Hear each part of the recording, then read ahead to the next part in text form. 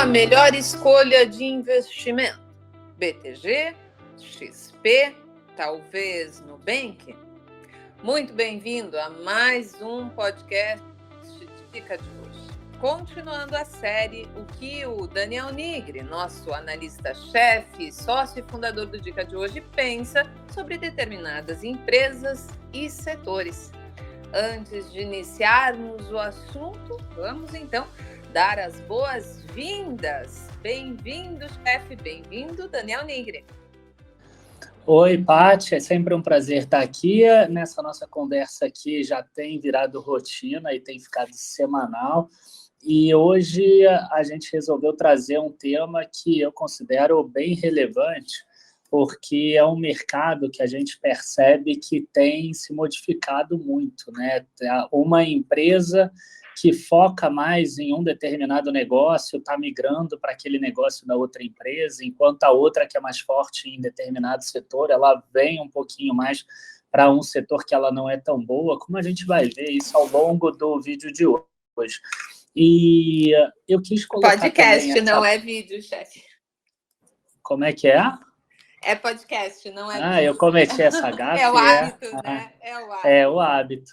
Então, e o que eu queria aproveitar também era para falar do IPO do Nubank, né? Que é um IPO que a gente vai passar a nossa visão ao longo do podcast, mas que vai trazer algumas questões que podem ser muito boas para o mercado de capitais como um todo. Mas isso a gente vai deixar mais para frente. É sempre um prazer estar aqui. Muito obrigada. E eu quero aproveitar para deixar um recado antes de nós iniciarmos o assunto XP, BTG, Nubank, que é o seguinte: além desse podcast semanal com o nosso analista-chefe, com o Daniel Nigri, a gente vai ter também um podcast semanal a partir dessa semana já, com o nosso analista especialista em fundos imobiliários, que é o Egbert Chaves. Então, se você gosta de fundo imobiliário, se você tem interesse, né, nos fundos imobiliários, nesse mercado, nós teremos também, a partir dessa semana, um podcast semanal falando sobre esse assunto. Bem, dado o recado, então, vamos começar citando alguns pontos importantes, falando nesse primeiro momento sobre XP e BTG. Eu vou pontuar algumas variáveis que eu acredito serem bem importantes, né, para que então o Daniel possa depois, com a opinião dele, com a experiência dele, obviamente, como analista de mercado, poder então formar uma opinião sobre os números que essas empresas têm apresentado e também o posicionamento no mercado. A XP, ela tem muita história, né? Ela tem base, ela já tem mais experiência. E o BTG está focando na expansão e se posicionando para competir justamente nesse mercado que a XP domina já há algum tempo. Então, de um lado, a XP avança na atividade de banco de investimento, onde o BTG já é uma referência, e nesse cenário inclui-se crédito, cartão, serviços de conta digital, etc. O BTG, ele já opera atividades de atacado e está ampliando aquisições para aumentar a rede de distribuição e conseguir maior mercado com o público de varejo. Ou seja, de um lado, a gente tem a XP focando na estratégia de ser banco de investimento de crédito e afins, né? E o BTG investindo forte em ser uma plataforma completa. Eles disputam o mercado. Agora, quem é que leva melhor? Será a expertise ou a maior quantidade de recursos? Quais dos dois têm mais condições de fato, apresentar melhor eficiência? A aquisição acelerada, a reputação de negociador implacável, né, do Esteves, ou seria a experiência maior do Benchimol? Então, lembrando, antes de passar a palavra para o Daniel, que segundo dados da Bloomberg, no final do ano passado, o BTG tinha cerca de 7,8% da indústria de investimento do Brasil, enquanto a XP tinha 7,2%. E as premissas são de que as duas atinjam cerca de 20% até o final de 2023, considerando que esse mercado ele cresce bastante, Segundo também noticiado pela Bloomberg, cerca de 15% a 17% ao ano. Então, a primeira pergunta que eu quero fazer, antes de nós falarmos sobre o desempenho desses dois ativos no terceiro trimestre, é justamente essa. Considerando que uma tem mais base, mais expertise, não que a outra não tenha, né? Mas que a outra está investindo muito mais recursos nessa expansão, a briga pelo mercado existe e a gente sabe, convenhamos que existe mercado para ambos, né? Mas qual dos dois hoje, considerando essas premissas que eu citei, seria de fato o que está despontando com maior vantagem nessa, entre aspas, briga pelo mercado? Bom, obrigado pela pergunta, é muito pertinente. E o que eu preciso dizer aqui, eu acho que vale a pena a gente voltar um pouquinho no histórico, vamos falar um pouco da XP e depois do BTG. A XP, ela lá atrás era uma corretora já bastante grande, e aí ela resolveu fazer algumas aquisições, né? Então, ela adquiriu a Rico e adquiriu a Clear e formou o Grupo XP. Para vocês terem uma ideia, hoje esse Grupo XP já tem 3,3 milhões de clientes ativos, 789 bilhões de ativos sob custódia, né, e tem uma captação líquida ajustada aí de 47 bilhões de reais, tá? Só que o que acontece? A XP ela percebeu que esse mercado, embora tenha esse crescimento todo, e é fácil da gente perceber isso porque a B3 divulga os dados mensalmente, né? Inclusive chegou a 3,9 milhões de contas, então quer dizer, a gente tem tem clientes ativos da XP praticamente todo mundo tem alguma conta ou na Rico, ou na XP, ou na Clear, ou o mesmo cliente tem conta em mais do que uma dessas. Então, o que a gente percebe? Né? A gente percebe que a XP não tinha mais como crescer nesse setor. Ela iria ser uma daquelas empresas que a gente diz que cresce de acordo com o segmento, de acordo com o setor. E aí veio o investimento do Itaú, né, agora com a cisão do Itaú também, e a empresa percebe que ela pode investir no segmento banking. Tá? Então, hoje, ela tem uma carteira de crédito mínima de 8,6 bilhões de reais e tem alguma coisa também de cartão de crédito. Para você ter uma ideia, ela hoje movimenta 3,3 bilhões em total de volume de negociação nos cartões dela. Né? E eu estava analisando agora, por exemplo, a Melius, e a própria Melius, por exemplo, movimenta mais do que isso, só para a gente ter uma ideia de como esse mercado de banking ainda é incipiente no sentido de iniciante e não de ignorante da XP. Bom, aí a gente passa para o BTG. Né? O que é o BTG? O BTG é quase que o extremo oposto. É uma empresa que lá atrás, ainda como Pactual, né, ele era um banco de investimento muito grande, as grandes fortunas do Brasil acabavam procurando o wealth management da BTG e do Pactual. Os dois se juntaram lá atrás. Hoje o BTG Pactual tem uma opcionalidade que são as ações que ele detém do Banco Pan, e que eu gosto de colocar isso na conta também, mas ele tem hoje, em termos de ativos sob custódia e tudo mais, valores bastante relevantes aqui. Eu vou tentar trazer para vocês esse número. A gente vê 942 bilhões de ativos sob custódia, aí juntando o wealth management, né, que seria a gestão de fortunas, e mais os ativos mesmo. Só que ele era pequeno em termos de corretora. Então, é aquilo que eu estava falando no início. Enquanto o BTG Pactual ele é grande no banco de investimento e ele está querendo pegar a participação do mercado de corretora até para conseguir administrar mais recursos, e administrando mais recursos ele consegue girar mais e vender mais produtos, a XP está indo no caminho inverso.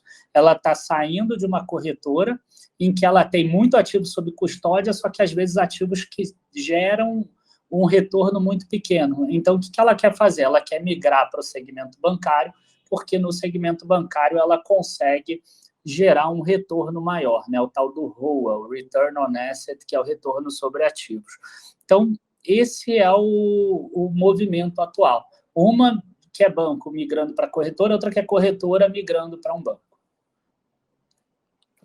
Isso. E considerando, então, que um está tentando tomar parte do mercado do outro, tu acredita que, de fato, a XP, nesse fator de que ela corre mais risco mesmo de perder mercado para o BTG? Sim, hoje mostram os números, inclusive, que a XP ela tem um risco maior, até porque ela tem uma posição de liderança no mercado. O BTG tem sido muito agressivo, tem comprado escritórios grandes da XP e tem oferecido uma coisa que a XP até então não oferecia, que é a possibilidade desses escritórios se tornarem corretoras.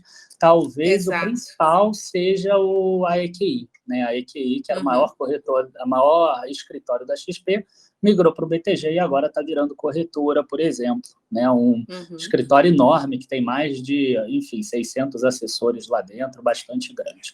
Então, Oi. Então, tu concorda com parte do mercado que diz o seguinte, que se a premissa para a escolha de um ou outro ativo se baseasse de fato nessa questão de plataforma de investimento, né, de conseguir chegar a esse mercado tão grande de varejo que tem um crescimento muito forte anual, o BTG ele seria um investimento mais lógico. Olhando unicamente números operacionais, sim. Ele seria um investimento mais lógico, tanto que a gente consegue ver, por exemplo, ativos sob custódia da XP no segundo trimestre, 817 bilhões, no terceiro trimestre, 789. A empresa até conseguiu uma captação líquida, só que os ativos se desvalorizaram. Quando a gente passa para o BTG, por exemplo, a gente tem um net new money, né, que é a quantidade dessa captação nova. A gente tem aqui 88 bilhões só no terceiro trimestre e 307 bilhões nos últimos 12 meses.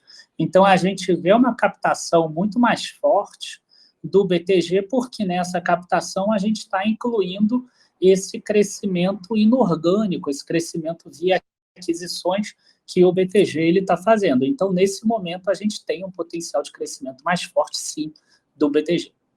É a fama de negociador implacável, né? Se mostrando aí na prática, na estratégia. Bom, essa era a minha primeira pergunta em relação a XP e BTG, que era justamente essa questão de mercado de varejo, da estratégia do BTG ser mais agressiva. A segunda parte da pergunta diz respeito mais a uma análise quantitativa no contexto geral. Então, se tu não te importar, eu vou passar alguns números, primeiro aqui do BTG do terceiro trimestre, para te pontuar de fato o que tu acredita ser uma das variáveis importantes, ou mais do que uma, claro, que faz com que tu considere esse um bom investimento para o médio, curto ou até, quem sabe, longo prazo. Pode ser? Vamos lá. Vamos lá, então. O BTG Pactual, ele teve um lucro líquido ajustado nesse terceiro trimestre, que tem uma alta de 77% em relação ao ano passado. Então, foi 1,79 bilhões. A receita aumentou 55%, 2,478 bilhões.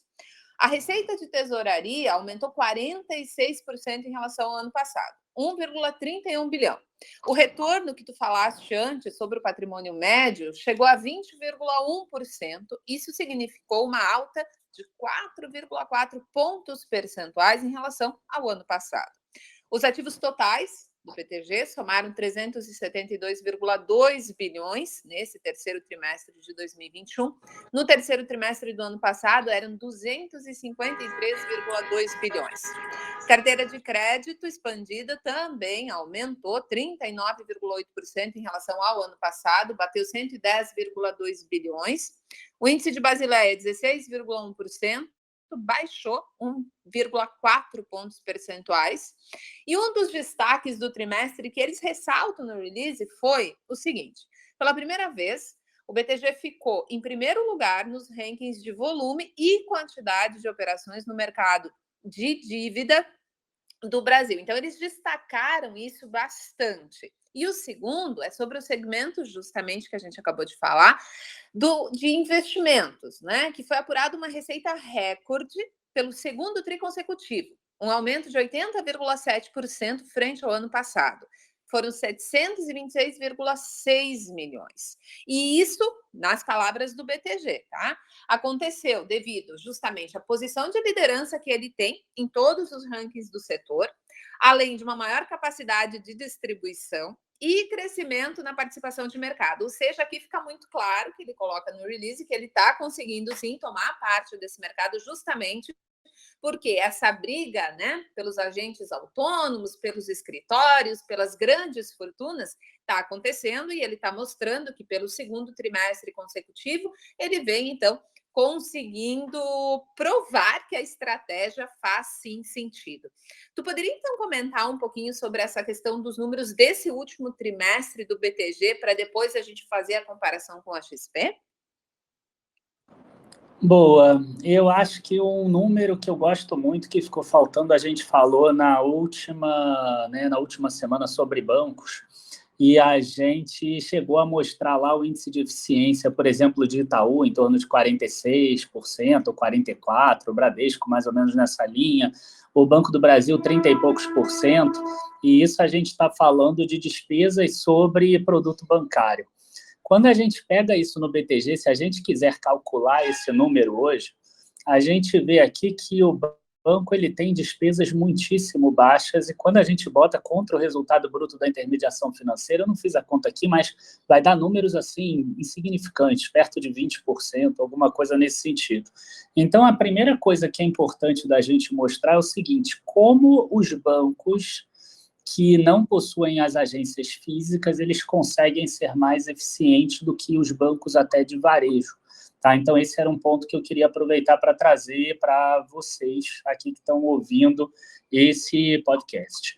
Com relação a esses dados, né, que você acabou passando, outra coisa que me agrada muito também é a questão do risco de crédito. E isso aí me agrada nos dois, tanto no BTG quanto na XP, porque são 110 bilhões, como você falou, de carteira de crédito, mas só tem 217 milhões, quer dizer, 0,2% no risco H, que seria aquele risco que você provisiona 100%. Então, é realmente um número muito baixo. E quando a gente passa para os números, como você falou, a gente tem um crescimento bastante forte e o principal que eu sempre gosto de olhar, né, um crescimento de margem. Então, a gente vê que a operação, à medida que ela cresce, ela vai se tornando mais sustentável, mais eficiente. E, sim, é por isso que a gente percebe o BPAC, né, subindo tanto, enquanto talvez outros bancos não acompanhem tanto. Quer que eu passe para a XP agora ou você vai passar os dados antes? Antes, eu queria que tu me dissesse o seguinte, no caso do BTG, tu acredita que ele está precificado de fato justamente, ou ainda existe uma margem de segurança para o potencial de crescimento que ele apresenta, visto que é um mercado nesse segmento de varejo, principalmente, que tem um potencial de crescimento grande? É assim, você sempre vai querer comprar mais barato, né? Isso é fato, a pessoa sempre vai querer. Quando você olha que ele está sendo negociado a 2,3 vezes o valor patrimonial, e o valor patrimonial é importante num banco, né? Até porque é do patrimônio líquido que sai o patrimônio de referência, que sai a Basileia, enfim. Você sempre vai querer um valor menor, mas eu, na minha visão, acredito que a pessoa que compra BPAC, ela acaba comprando com o objetivo de continuar surfando esse crescimento. Então, na hora que você surfa um crescimento, se ele continuar realmente, em algum momento no futuro, o preço estaria barato. Tá? Então, é uma visão um pouquinho diferente na hora que você compra uma empresa growth. Tá? Se você ficar muito preso em múltiplos, comparação com outros bancos ou qualquer coisa do gênero, você acaba não conseguindo surfar esse growth. Se você pegar, por exemplo, o múltiplo PEG, por exemplo, né, o Price Earnings to Growth, você vai ver que ele tem hoje um indicador abaixo de 0,5, que para Philip Fisher seria considerado uma barganha, por exemplo. Então, na minha visão, seria uma compra, sim, do BTG, do BPAC. De fato, até porque qualquer setor que tenha um percentual de crescimento muito elevado projetado para os próximos anos, devido ainda ao mercado endereçável muito grande, ou ainda com poucas empresas concorrendo por esse mercado, ou empresas que estão se mostrando mais eficientes, é natural que sim exista um pouco de dificuldade, inclusive, de prever o quanto seria justificado ágil por esse tipo de empresa. Isso não acontece só com os bancos, acontece com outras empresas de tecnologia também. Vamos falar um pouquinho sobre XP Inc., então.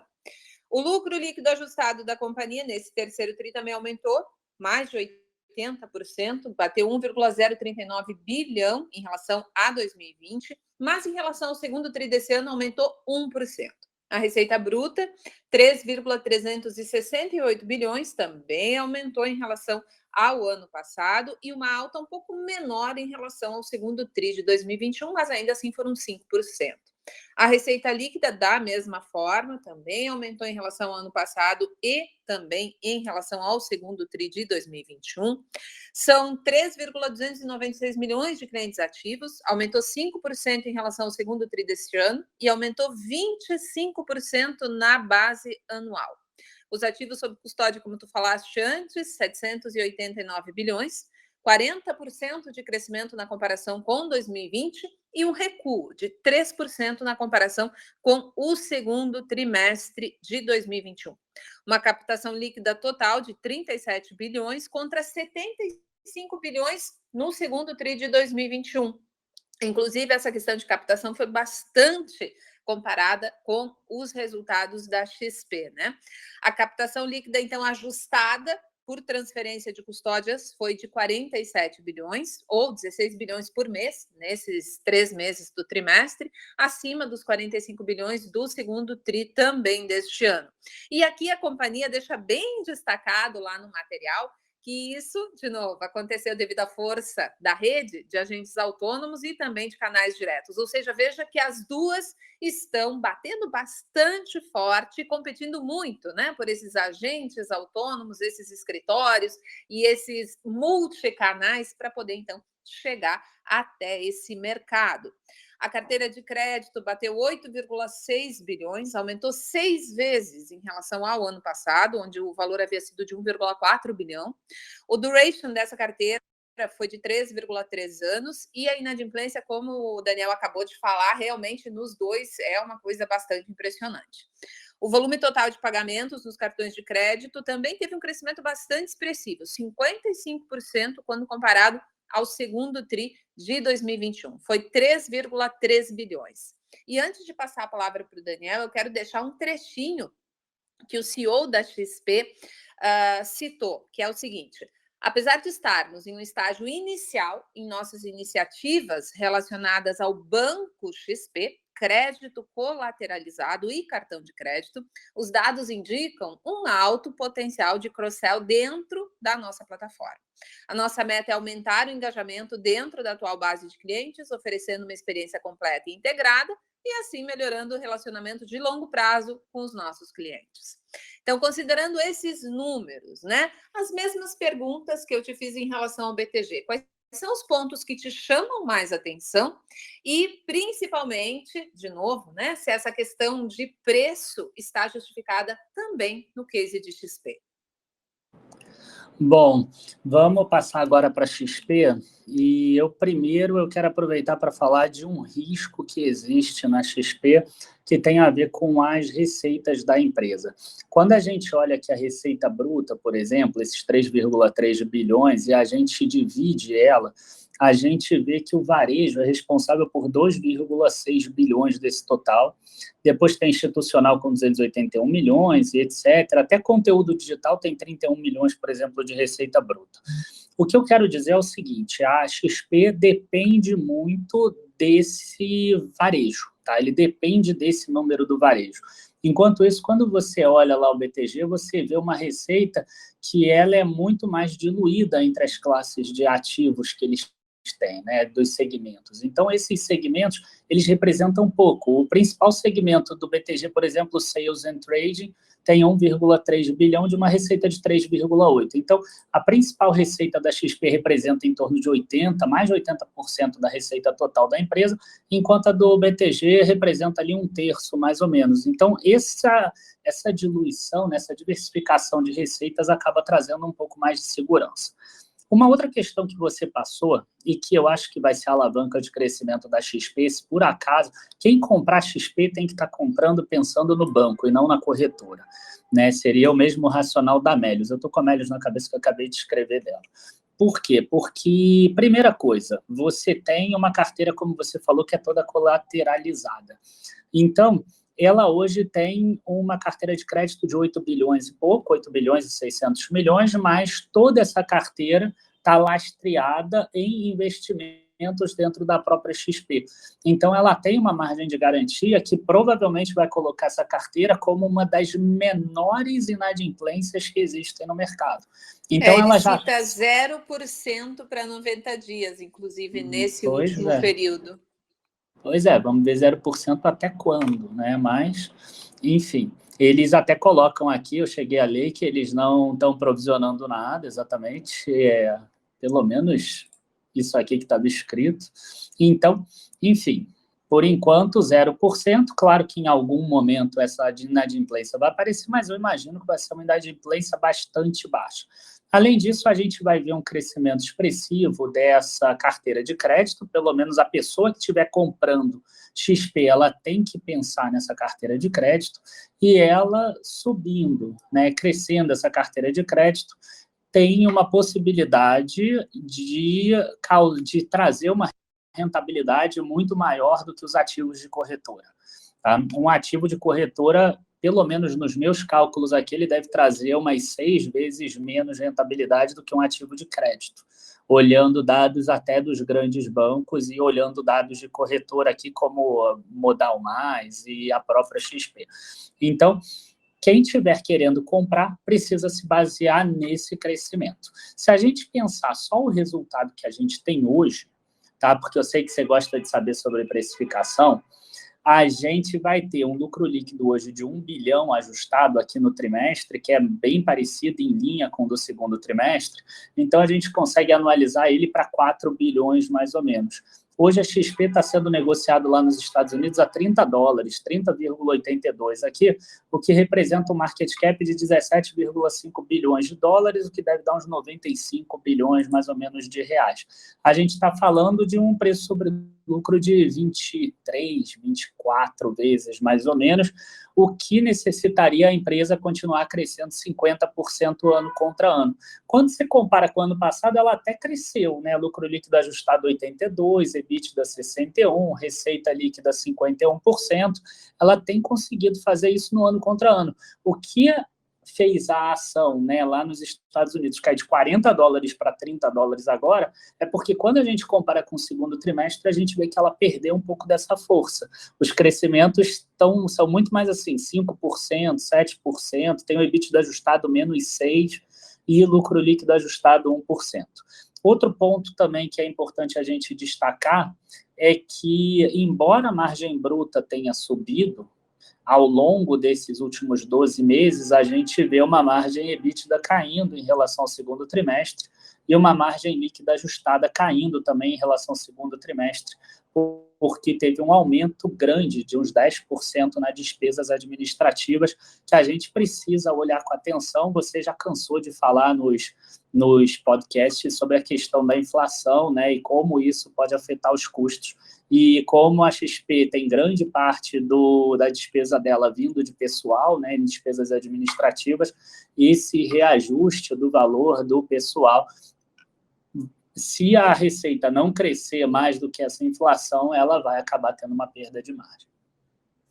Ótimo. Então, uma coisa importante que eu gostaria de complementar em relação a isso que tu disseste é justamente a questão dos serviços. Qualquer tipo de serviço que tu for analisar, uma empresa no segmento de serviços, tu precisa ficar muito atento a essa questão, sim, de custo de pessoal e principalmente quando isso é apenas uma recomposição ou quando isso é fruto da estratégia estratégia de expansão. E nós tivemos visto muito isso no último trimestre, de empresas que estão bem precificadas, inclusive, e que estão fazendo aquisições e viram, então, as despesas com o pessoal, né, aumentarem bastante.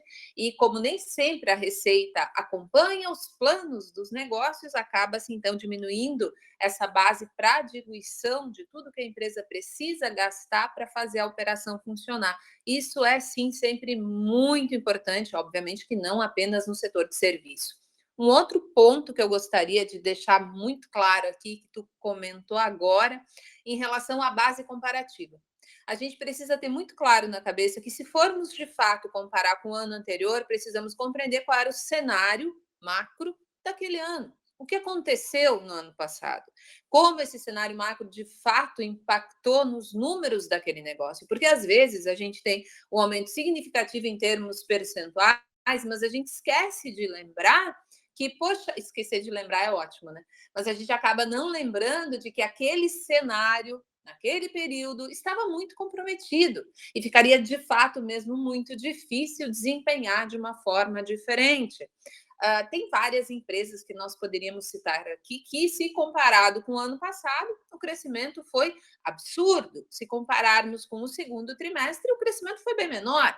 Então, é claro que sempre que você fizer uma comparação com o trimestre anterior, o cenário econômico, político, tudo aquilo que acaba interferindo nas estratégias de negócio das companhias, ele vai ser muito mais parecido do que com o ano anterior. Ainda mais, convenhamos, em um ano que tivemos uma pandemia, né? A última pergunta que eu quero fazer em relação à XP e à BTG é o seguinte: se tu tivesse que optar por um deles, qual que tu acha que performa melhor, então, no curto prazo? É o BTG, certo? Sim, certo. Na minha visão, seria BTG nos dois prazos hoje. Nos dois prazos, Nos inclusive? dois prazos. Entendo. A captação líquida da XP, essa queda me chamou um pouquinho de atenção. Preocupante, né? Se Preocupante, de você fato. olha a captação líquida da empresa, quarto trimestre, 37 bilhões. Primeiro trimestre de 2021, 69. Segundo trimestre, 75. Terceiro trimestre, cai para 37 bilhões de novo. Né? Então, é complicado a gente pensar nisso. Enquanto isso, o BTG está lá surfando, né? 88 bilhões de capitalização. Mais do que o dobro, 88 bilhões. A XP fez 219 nos últimos 12 meses, o BTG botou mais de 330. Então, chama muita atenção. Se ela não captar, ela não vai conseguir rentabilizar. Então, é BTG nos dois prazos. Exatamente. Ótimo. Para, então, fazer a parte final aqui da nossa conversa, vamos falar sobre o assunto que está na boca da maior parte dos investidores nas últimas semanas, o IPO do Nubank. O Nubank é querido por muita gente, né, que veio lá de 2013, se eu não me falha a memória, né, trazendo aí umas novas possibilidades, né, para as pessoas em termos bancários, vai, então, fazer o IPO lá fora, lá em Nova York, e aqui na B3, então, restam as BDRs. Então, no prospecto de lançamento, a faixa de preço das ações está entre 10 e 11 dólares. As ações que serão negociadas vão ser de classe A, elas dão, então, ao titular o direito a um voto nas assembleias. As ações de classe B, que dão direito a 20 votos, não vão fazer parte da oferta, ou seja, não vai existir mudança no atual bloco de controle do Nubank, que seguirá, então, com o fundador da companhia, o David Vélez.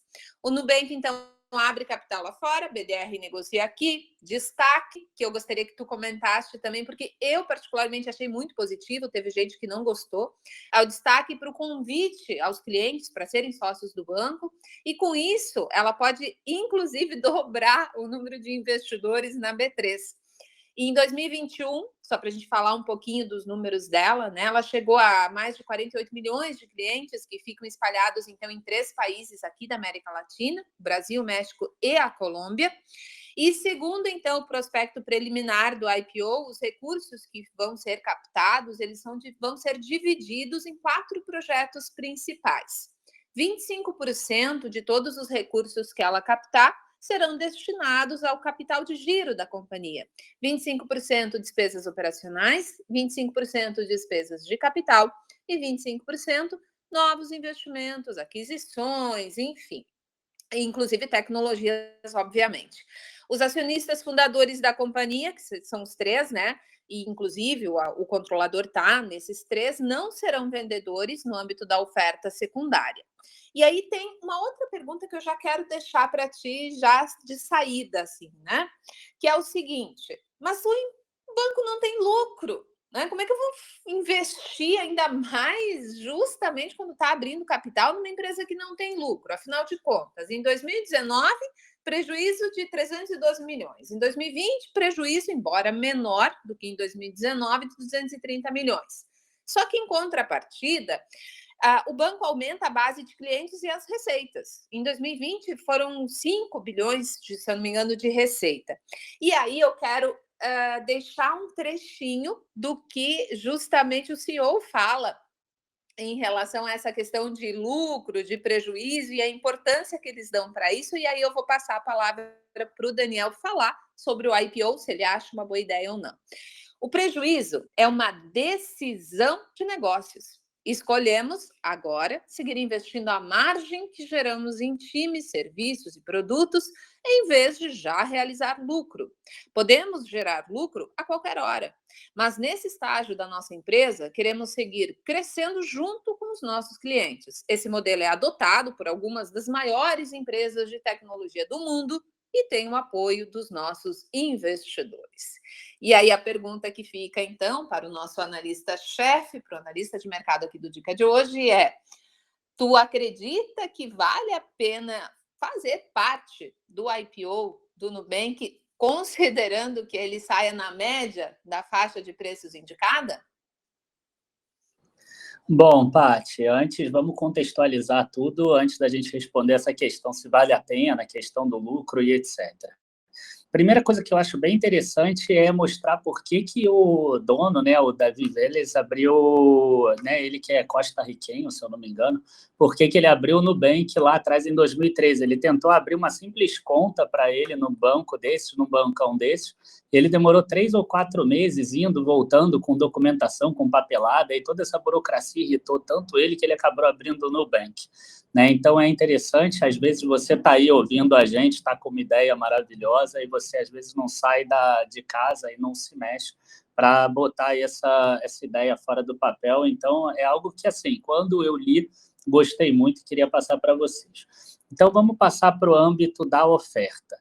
No início, eu cheguei a falar que o IPO do Nubank pode mudar o mercado de capitais brasileiro e você já deu uma palhinha sobre isso, que é exatamente essa oferta. Né? A gente estava falando de XP, BTG, qual das duas seria maior, não sei o quê, e lembra até aquelas questões de escola, né? Aquelas briguinhas de escola, quem é o melhor do time, não sei o quê, aí chega um aluno novo que é muito melhor do que os outros dois, e aí bota os dois no banco e ele vira titular e acaba com aquela briga dos dois. E isso pode acontecer no Nubank, eu vou explicar agora o que vai acontecer. Os clientes do Nubank que estiverem adimplentes, quer dizer, eles não tenham inadimplência, e que tenham feito transações e que estejam lá cadastrados na plataforma de investimento do Nubank, eles vão poder fazer uma adesão para receber um BDR. O BDR, diferente da ação, que você citou bem, que ficava ali entre 10 e 11 dólares, ele vai ter um preço ele, na verdade, vai ser 1/6 de cada ação. Então, ele deve ter um preço aí, alguma coisa em torno de R$ 9,50, R$ 10,50, falando por alto. Então, é como se o Nubank estivesse dando R$ 10 de brinde para todo mundo, para cada um ter um BDR, e esse BDR não pode ser vendido por 12 meses. Qual é a ideia que está por trás disso? Hoje, o Nubank tem 48 milhões de clientes. Ele colocou como despesa para essa ação de marketing 180 milhões, o que dá direito a 18,3 milhões de pessoas, mais ou menos, pedirem essa ação. Hoje a gente tem 4 milhões de pessoas na B3. Isso significaria, se todo mundo pedisse, muito mais do que dobrar, como você falou, né? Poderia passar de 4 milhões para 18 milhões, por exemplo, a quantidade de clientes. E aí o Nubank ele passaria a ter uma quantidade absurda de pessoas. Aí a gente precisa separar, né? Primeiro, uma coisa é quantidade de cliente, outra coisa é você rentabilizar esse cliente. Você vai ter, talvez, né, eu não imagino que vai chegar em 18 milhões, mas vamos imaginar que seja 8 milhões, e aí consiga dobrar, como você falou. Esses 8 milhões de clientes talvez vão ter uma açãozinha lá, um BDR, vai ter R$10 de ativo sob custódia. E aí sim, o Nubank ele abre uma nova linha de negócios que, quem sabe, em muitíssimo pouco tempo, pode estar girando no mesmo tamanho do BTG, da XP e etc. E um pouco disso é que faz com que eu não seja short no papel. Tá? Então, eu não recomendo venda no papel depois que ele abra, exatamente por causa desse potencial e dessa opcionalidade. Então, ainda não vou responder se a recomendação é de compra ou se é neutra. Então, por enquanto, essa questão. Outra coisa que você falou tem relação com a questão do lucro. Né? A questão do lucro, o controlador ele tem razão, que ele diz que eles podem gerar lucro no momento que eles quiserem. Mas o motivo, eu não acredito que seja tão correto como o que ele falou. Se vocês olharem aqui, para olhar 2020, por exemplo, a empresa teve 382 milhões de dólares, tá, de receita de juros sobre instrumentos financeiros. Então, é realmente a questão de crédito, tá? E ele teve 354 milhões de receitas de tarifas e comissões. Então, é um banco que está mais ou menos meio a meio, a receita de tarifas com a receita de crédito, a receita da intermediação financeira. Diferente dos bancões que tem muito mais receita de intermediação financeira. Aqui a gente tem uma questão que os clientes do Nubank, eles normalmente são clientes que, ok, vai ter sempre um percentual de pessoas de mais alta renda, mas a maioria deles são pessoas que buscam ainda uma conta digital gratuita. Então, a gente tem que esses clientes, né, e tudo, eles acabam, às vezes, tendo um percentual de inadimplência maior ou uma probabilidade de não pagamento maior também. Então, eles acabam tendo alguns problemas com relação a isso, e aí a gente acaba vendo despesas um pouco maiores. Então, ele tem, por exemplo, 382 milhões de dólares de juros e acaba tendo um custo total dos serviços financeiros, por exemplo, se somar juros mais despesa com provisão de crédito, vai dar 282 ou 283 milhões. Então, vai embora boa parte do resultado. Ou seja, ele depende da receita de tarifas e comissões. Na verdade, o business dele está em gerar tarifas e comissões. Tá? E por que eu disse que ele tem razão?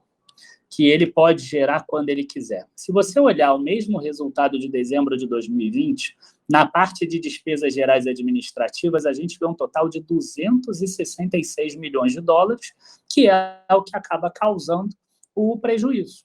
Só que esses 266 milhões de dólares têm 56 milhões de dólares em remuneração baseada em ações, e, além disso, 95 milhões de salários e benefícios associados dentro das despesas administrativas. Claro que vai ter o salário daquelas pessoas menores, embora tenham outros custos com o pessoal aqui de 10 milhões de dólares, mas a gente pode imaginar que a administração ganha aí uns 120, 130 milhões por metas batidas e etc. de dólares. Então, se a gente transformar isso para reais, a gente vai ter em torno de 700 milhões de reais.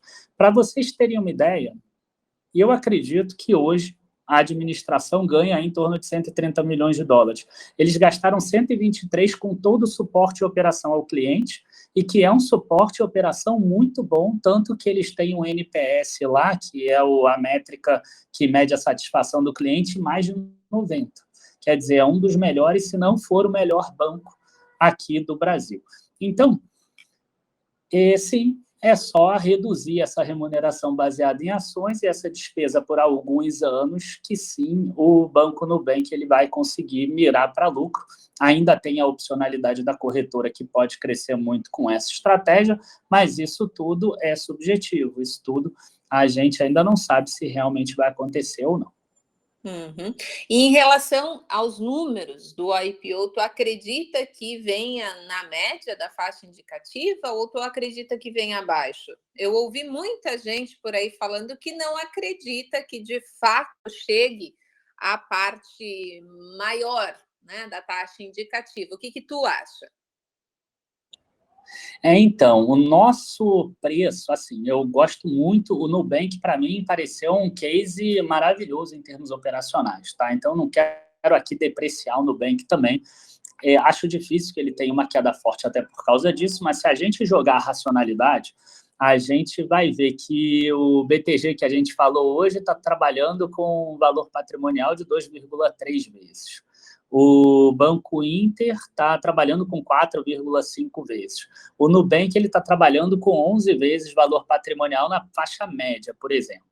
Quando a gente pega o indicador preço sobre receitas, né, que a gente vai ter que usar sobre receitas porque, como a gente falou antes, ele não tem lucro, a gente está falando de 34 vezes preço sobre receitas. O Traders Club, por exemplo, que é, né, comentado como caro, não sei o quê, que o pessoal fica brincando, estava com 15 vezes preço sobre receitas, e o pessoal acredita caro, e lá também tem potencial de crescimento e coisas do gênero.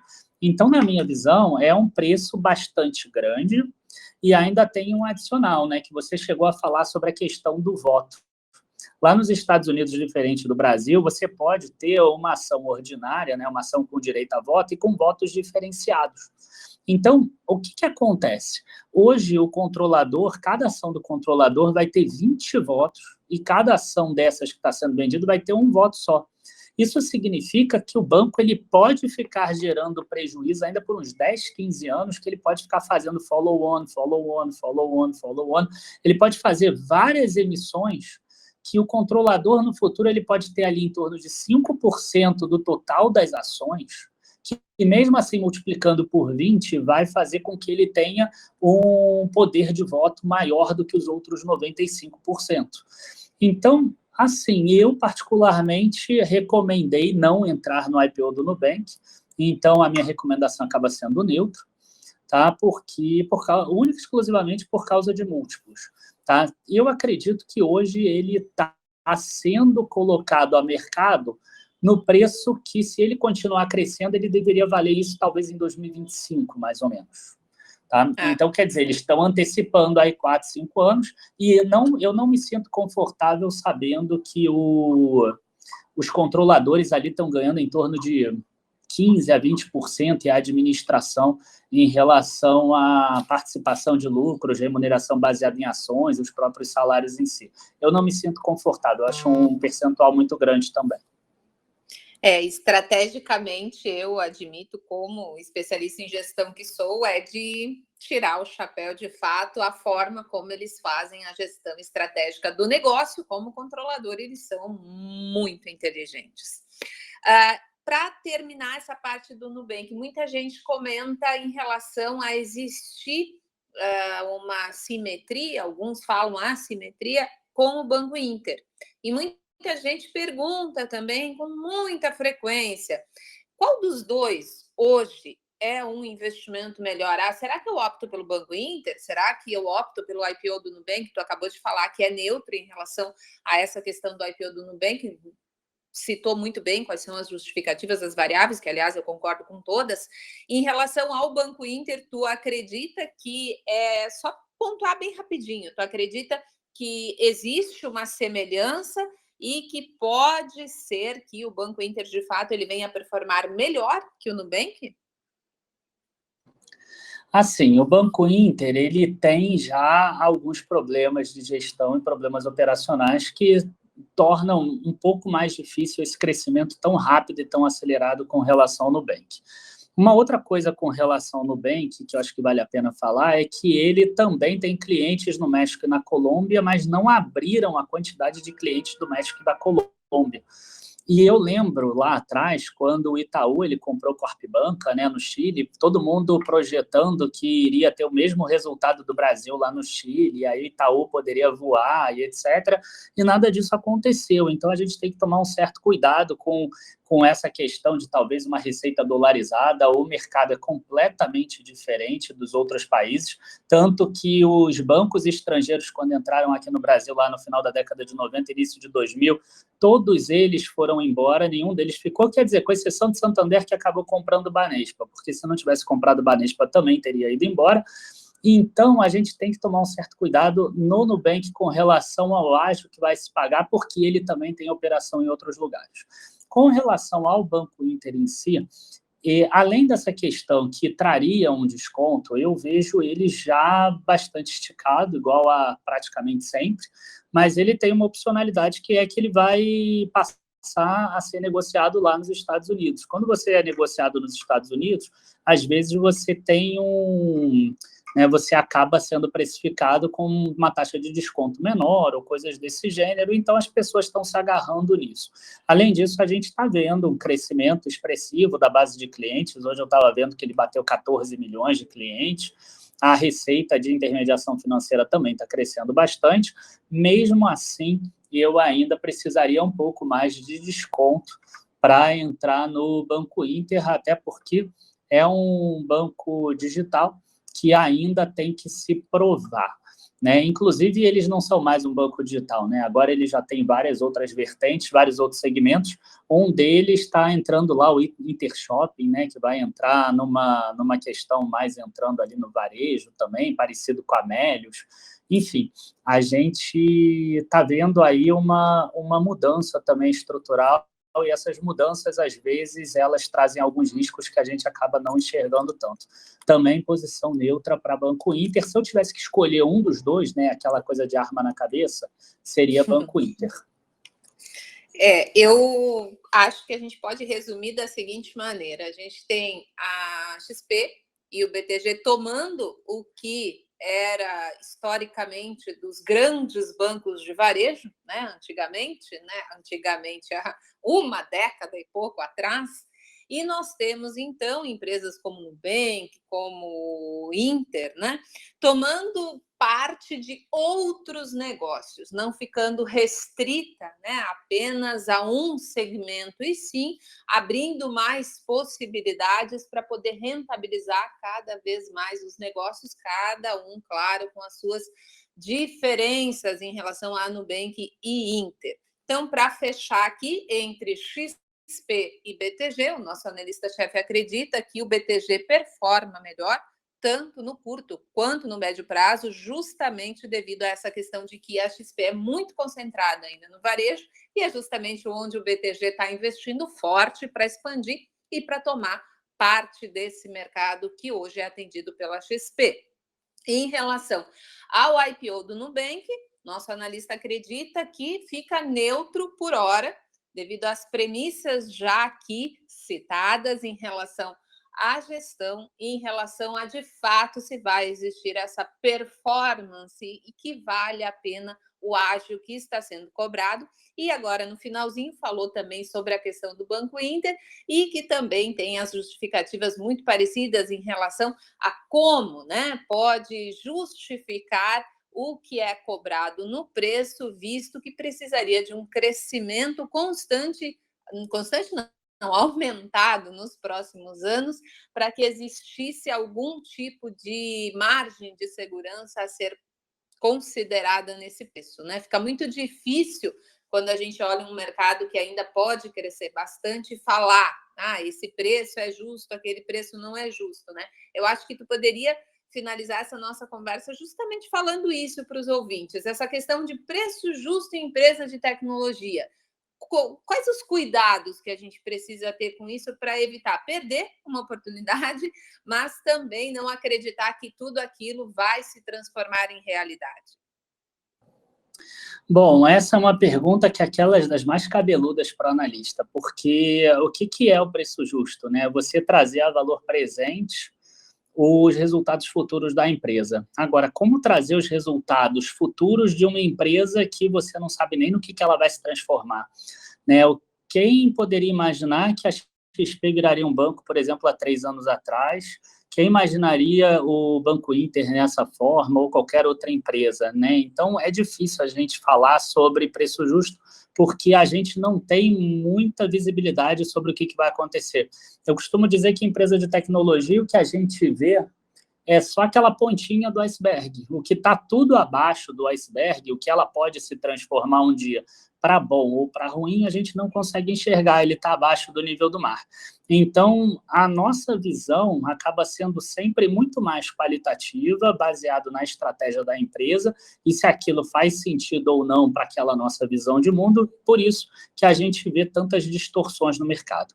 Para terminar, eu acho que é importante, quando a gente fala de preço justo, a gente pensar assim, no pior dos cenários, você sabe que o máximo que você pode perder é exatamente os 100%. Né? Normalmente, uma empresa de tecnologia não vai ter tantos ativos tangíveis assim para trazer algum valor em termos de imóveis, terrenos, fábrica, indústria, maquinário, qualquer coisa do gênero. Então, você pode, em tese, perder os 100%, né? Ainda mais se ele tiver uma dívida, então chegaria no zero.